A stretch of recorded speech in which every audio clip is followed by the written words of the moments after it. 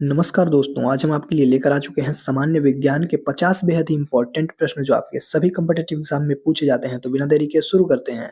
पहला प्रश्न है कि मानव शरीर में सबसे अधिक ऊर्जा किस प्रक्रिया से उत्पन्न होती है? तो इसका बिल्कुल सही आंसर हो जाएगा, वो हो जाएगा हमारा कोशिकीय श्वसन यानी सी इसका बिल्कुल सही आंसर हो जाएगा, ठीक है। इसके बाद अगला प्रश्न देखते हैं। अगला प्रश्न है कि डीएनए की डबल हेलिक्स संरचना की खोज किसने की थी? तो इसका बिल्कुल सही आंसर हो जाएगा दोस्तों, वो हो जाएगा हमारा वाटसन और क्रिक ने, यानी 20 का बिल्कुल सही आंसर हो जाएगा, ठीक है। इसके बाद अगला प्रश्न है कि मानव शरीर में रक्त का थक्का जमने में कौन-सा विटामिन सहायक होता है? तो इसका बिल्कुल सही आंसर हो जाएगा, वो हो जाएगा हमारा सी यानी कि विटामिन के, ठीक है।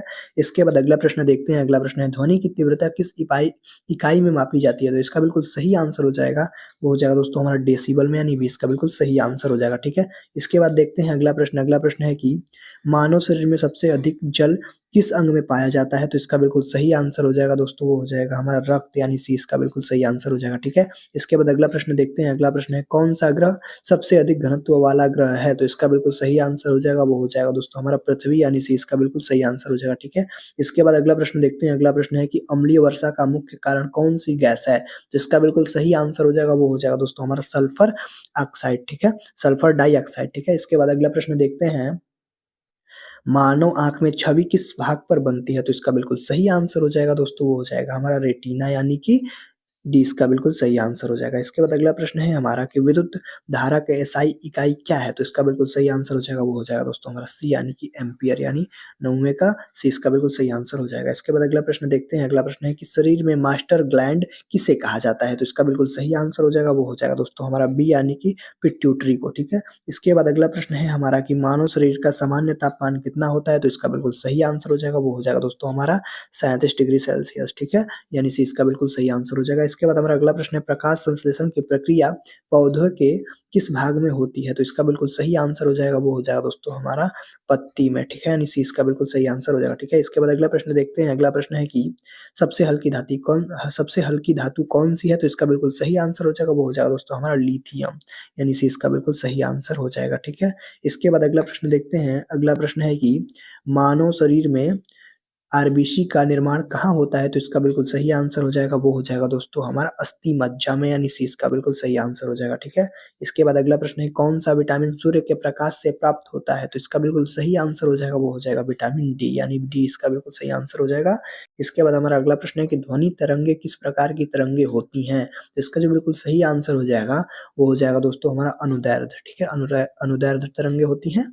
इसके बाद हमारा अगला प्रश्न दे रखा है कि मानव हृदय में वाल्वों की मुख्य कार्य क्या है? वाल्वों का मुख्य कार्य क्या है? तो इसका बिल्कुल सही आंसर हो जाएगा, वो हो जाएगा दोस्तों हमारा रक्त का एक दिशा में प्रवाह, ठीक है, यानी कि सी इसका बिल्कुल सही आंसर हो जाएगा, ठीक है। इसके बाद अगला प्रश्न देखते हैं। अगला प्रश्न है कि ओज़ोन परत का मुख्य कार्य क्या है? तो इसका बिल्कुल सही आंसर हो जाएगा, वो हो जाएगा दोस्तों हमारा सी यानी कि यूवी किरणों से सुरक्षा, ठीक है।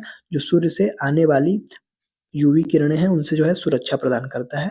ओज़ोन परत का कार्य यही है, ठीक है दोस्तों। इसके बाद अगला प्रश्न देखते हैं। अगला प्रश्न है कि सबसे तेज़ गति से चलने वाला कण कौन-सा है? तो इसका बिल्कुल सही आंसर हो जाएगा, वो हो जाएगा दोस्तों हमारा इलेक्ट्रॉन, यानी ये इसका बिल्कुल सही आंसर हो जाएगा, ठीक है।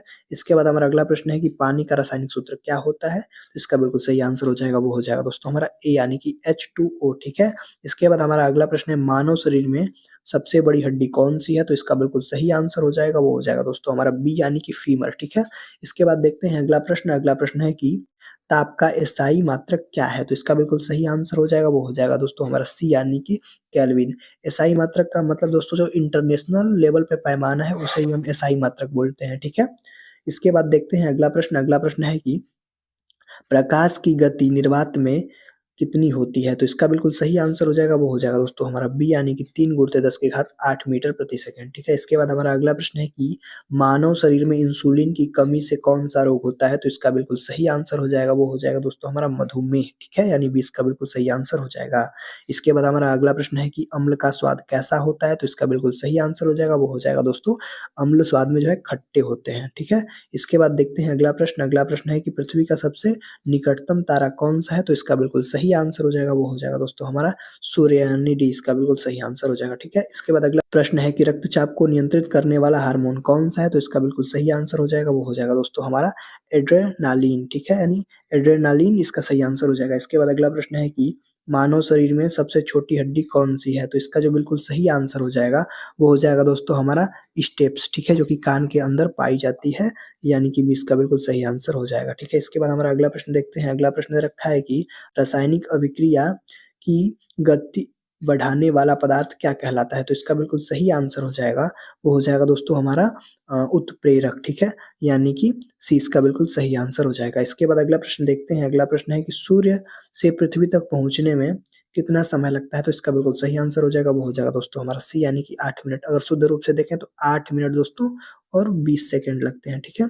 8 मिनट 20 सेकंड लगते हैं हमारा जो समय है, ठीक है?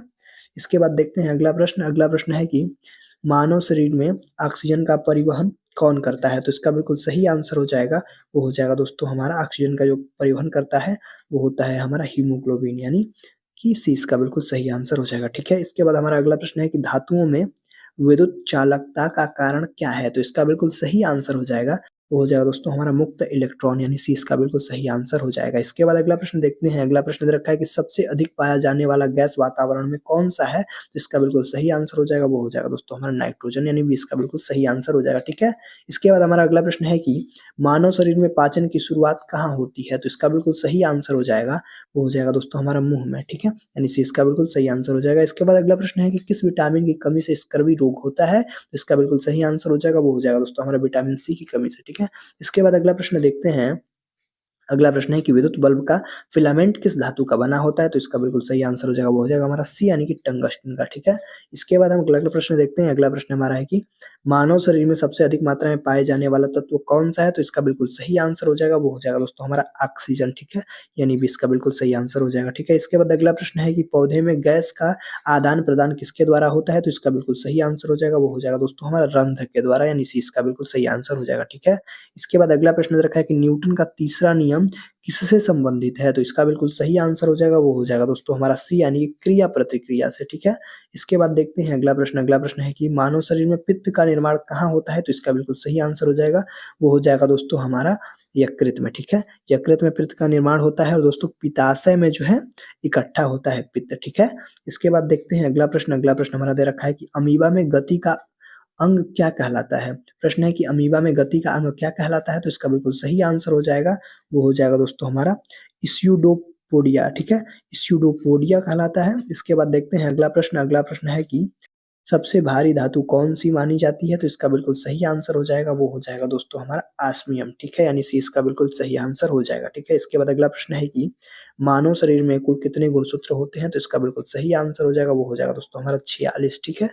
सी इसका बिल्कुल सही आंसर हो जाएगा, ठीक है? इसके बाद अगला प्रश्न देखते हैं। अगला प्रश्न है कि सूर्य का मुख्य घटक कौन-सी गैस है? तो इसका बिल्कुल सही आंसर हो जाएगा, वो हो जाएगा दोस्तों हमारा हाइड्रोजन, ठीक है? यानी बी इसका बिल्कुल सही आंसर हो जाएगा। इसके बाद अगला प्रश्न है हमारा कि विद्युत शक्ति का सूत्र क्या है? तो इसका बिल्कुल सही आंसर हो जाएगा, वो हो जाएगा दोस्तों हमारा भी भी अनुपाते आई, ठीक है? भी मल्टीप्लाई आई, ठीक है? इसके बाद अगला प्रश्न देखते हैं। अगला प्रश्न है कि मानव शरीर में सबसे अधिक अ, कौन-सा द्रव पाया जाता है? तो इसका बिल्कुल सही आंसर हो जाएगा, वो हो जाएगा दोस्तों हमारा जल, ठीक है?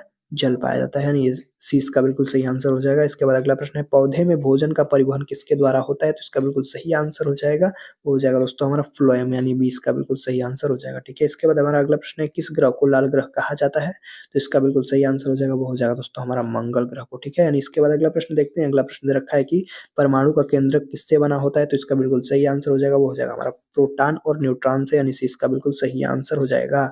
इसके बाद हमारा अगला प्रश्न है कि मानव शरीर में सुनने का अंग कौन-सा है? तो इसका बिल्कुल सही आंसर हो जाएगा, वो हो जाएगा हमारा दोस्तों सुनने का पूछा है तो इसका कान हो जाएगा यानी सी इसका बिल्कुल सही आंसर हो जाएगा।